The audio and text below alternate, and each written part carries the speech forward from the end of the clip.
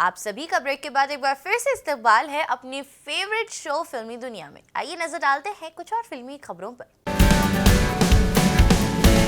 फिल्मी दुनिया में हम बात कर रहे हैं टैलेंटेड और super cute actress Sania Malhotra की, जो अपनी अपकमिंग फिल्म सुंदर पूनम के प्रमोशन के लिए फुल जोश में नजर आई। सानिया रिसेंटली मुंबई के पॉपुलर एरिया अंधेरी में अपनी फिल्म की टीम के साथ स्पॉट हुई। उनका लुक सिंपल बट क्लासी था।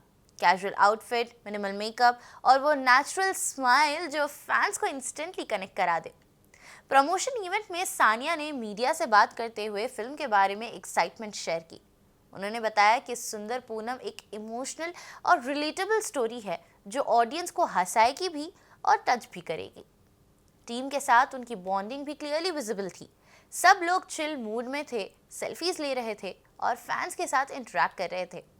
फैंस भी काफ़ी एक्साइटेड नजर आए। जैसे ही सानिया वेन्यू पर पहुंची, लोगों ने उन्हें घेर लिया और पिक्चर्स लेने लगे। ओवरऑल वाइब एकदम पॉजिटिव और एनर्जेटिक थी। अब देखना यह है कि सुंदर पूनम बॉक्स ऑफिस पर कितना धमाका करती है।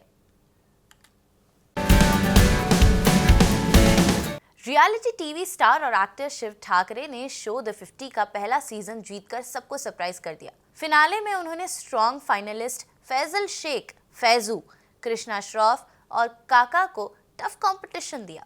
इस शो का सबसे यूनिक ट्विस्ट ये था कि ₹50 लाख की प्राइज मनी शिव को नहीं बल्कि उनके एक फैन को मिली और ये मूवमेंट शिव के लिए सबसे इमोशनल था। उन्होंने बताया कि जब उन्होंने एक छोटे गांव से आए फार्मर फैन को ₹50 लाख का चेक दिया तो वो उनकी लाइफ का सबसे स्पेशल मोमेंट बन गया। मीडिया से बात करते हुए शिव ने अपनी जीत का क्रेडिट टीम एफर्ट और भगवान की ब्लेसिंग्स को दिए। उनका कहना था कि ये सिर्फ उनकी नहीं बल्कि 50 लोगों की मेहनत का रिजल्ट है। फैजू के साथ राइवलरी पर भी शिव ने पॉजिटिव वाइब रखी। उन्होंने कहा कि अगर फैजू जीत भी जाते तो भी वो खुश होते क्योंकि गेम रिस्पेक्टफुल था। यार फैंस को कहूँगा कि बहुत बहुत शुक्रिया, आपने 50 को जो प्यार दिया है और पूरे शो के सब कंटेस्टेंट को जो प्यार दिया, सबके लिए थैंक यू। क्योंकि जो 50 लोग थे, एक भी नहीं होता तो शो में मज़ा नहीं आता। एक एक कैरेक्टर बहुत ज़रूरी था और जो 50 लोगों ने मेहनत की, जो 50 लाख जमा किए, उनके भी लिए शुक्रिया। और मैं लकी था कि मेरे ऊपर ब्लेसिंग थी ऊपर वाले की, लास्ट डे मेरे फैंस को पैसे मिले और वो लकी फैंस की पूरी लाइफ बन गई। तो love you all.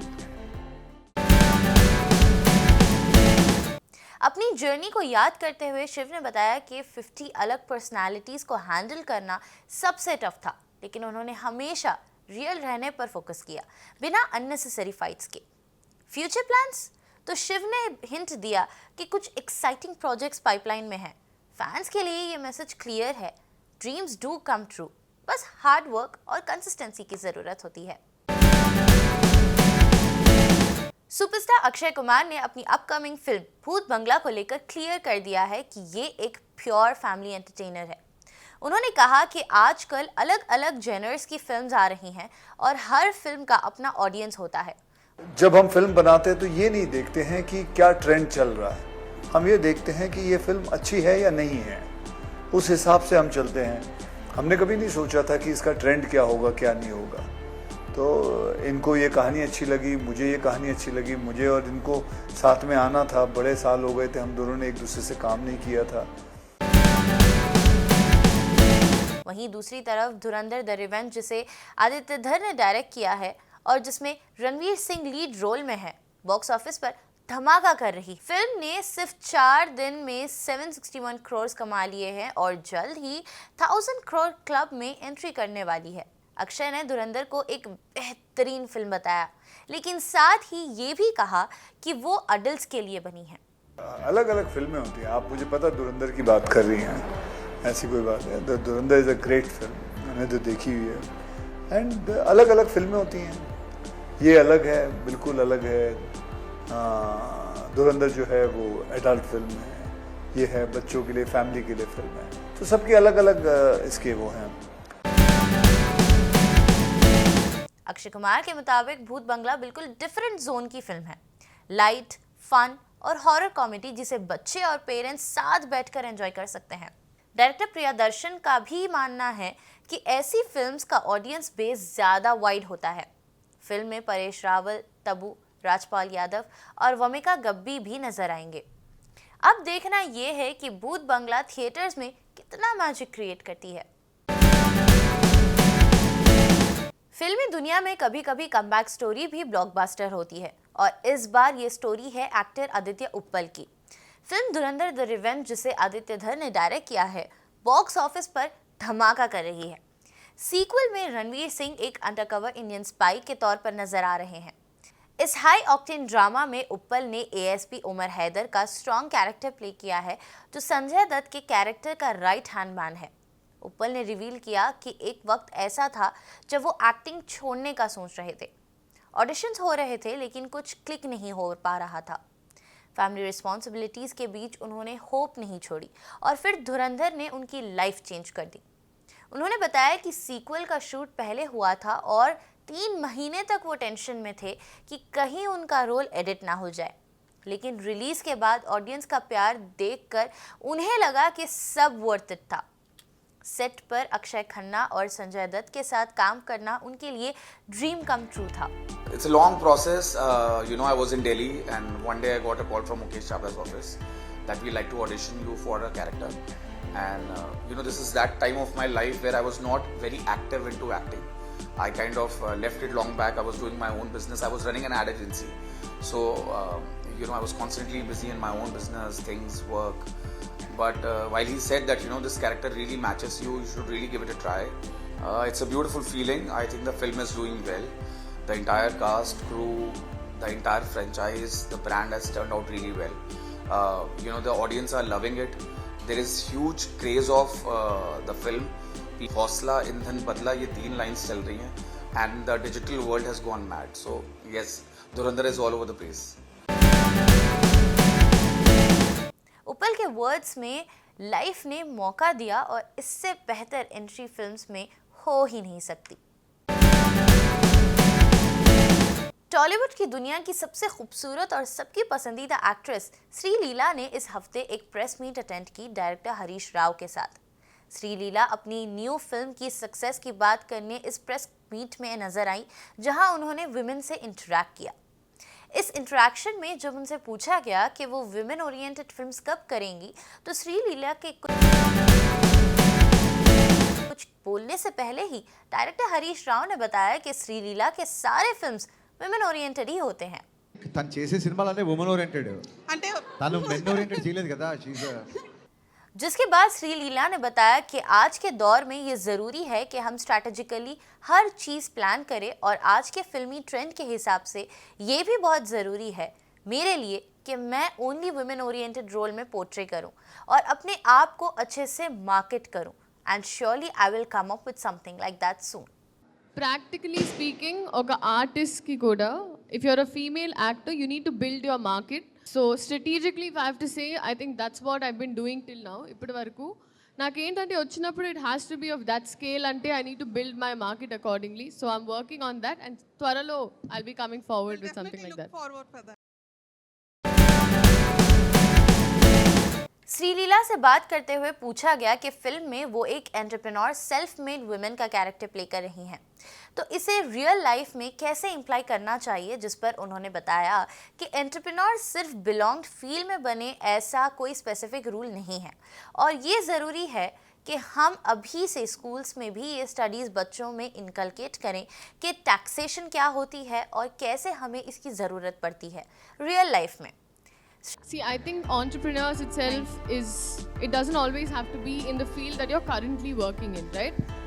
So when I actively started, I looked at something parallel. I started this brand called Nude. It's a skincare product line.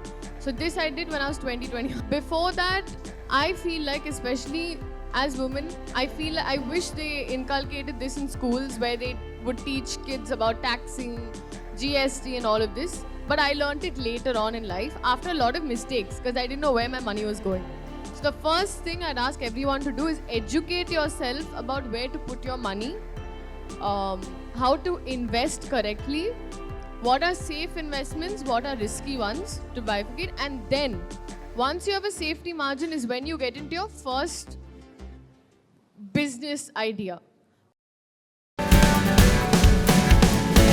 Sreeleela के इस जवाब से इतना तो क्लियर है कि वो नॉलेज एंड वर्क दोनों को बैलेंस करना जानती है, और उनके इस जवाब से इतना तो क्लियर है कि हमें अपनी लाइफ में कुछ करने के लिए स्पेसिफिक डोमेन की ज़रूरत नहीं बल्कि नॉलेज की ज़रूरत है, जिससे हम किसी भी फील्ड या डोमेन में काम कर सकें।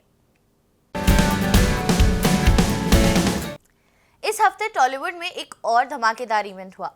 Upcoming Telugu romantic vibe machine दीवाना के सुपर क्यूट और इमोशनल सॉन्ग लॉन्च इवेंट, जहां लॉन्च हुआ मच अवेटेड ट्रैक इदी प्रेमा।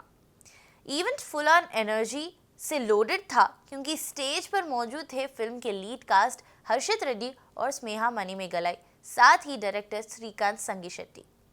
पूरा वाइब एकदम जेंजी एस्थेटिक था। लाइट्स, रील्स, मोमेंट्स, विजल्स और नॉन स्टॉप चीयर्स वाला था। कास्ट ने पब्लिक के साथ सुपर कैंडिड इंटरेक्शन किया, शूटिंग के cute behind the scenes moments share किए और बताया कैसे इदी प्रेमा सिर्फ एक सॉन्ग नहीं बल्कि प्योर फीलिंग है। डायरेक्टर ने रिवील किया कि ये गाना फिल्म का इमोशनल हार्ट बीट है, जो लव को रॉ, रियल और थोड़ा फिल्मी तरीके से एक्सप्रेस करता है। ऑडियंस भी फुल जोश में थी। सेल्फीज, शूटआउट्स और लाइव रिएक्शंस ने इवेंट को बना दिया टोटल ब्लॉकबस्टर मोमेंट। మా ఇద్దరికి definitely he's the backbone and he's the biggest support. ఈ సినిమాలో ఉన్న ఒక బ్యూటిఫుల్ థింగ్ ఏంటంటే శ్రీకాంత్ నాకు ఆ రోజు ఏదైతే చెప్పారో మేము అదే తీసామండి. Geethanjali successful story sir. ఎందుకంటే వాళ్ళు కలిసిపోతారు, కలిసినన్ని రోజులు ఎన్ని రోజులు బతుకుంటారో తెలియదు కానీ బతుకున్నన్ని రోజులు హ్యాపీగా ఉంటారు అని మనకు సూపర్ ఇంపోజ్ పడుతుంది. సో అంత పాజిటివిటీ ఉన్న స్టోరీ ఇది. Well, I had no idea about Telugu industry and I was afraid, first of all, to do a film in Telugu. When the team reached out to me, I was not that confident. We have to give our best, right, if they are expecting from us. First cut చూసినప్పుడు నేను బయటకు వచ్చి వాసు గారితో అంటున్నా, అన్న ఈ సినిమాకి ఇట్లా hit, super hit, block buster ఇట్లాంటి వర్డ్స్ అన్నీ ఆడమన్నా, ఇది ఒక క్రేజీ ఎక్స్పీరియన్స్ ఉంటుంది.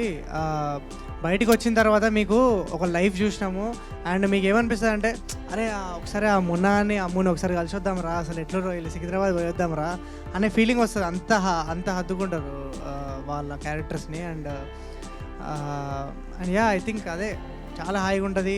చాలా మంచి ఫ్యామిలీ, ఫ్రెండ్షిప్, లవ్ ఇవన్నీ ఎమోషన్స్ని చాలా బాగా క్యాప్చర్ చేసినాము. అండ్ ఐ థింక్ ఆ ఎక్స్పీరియన్స్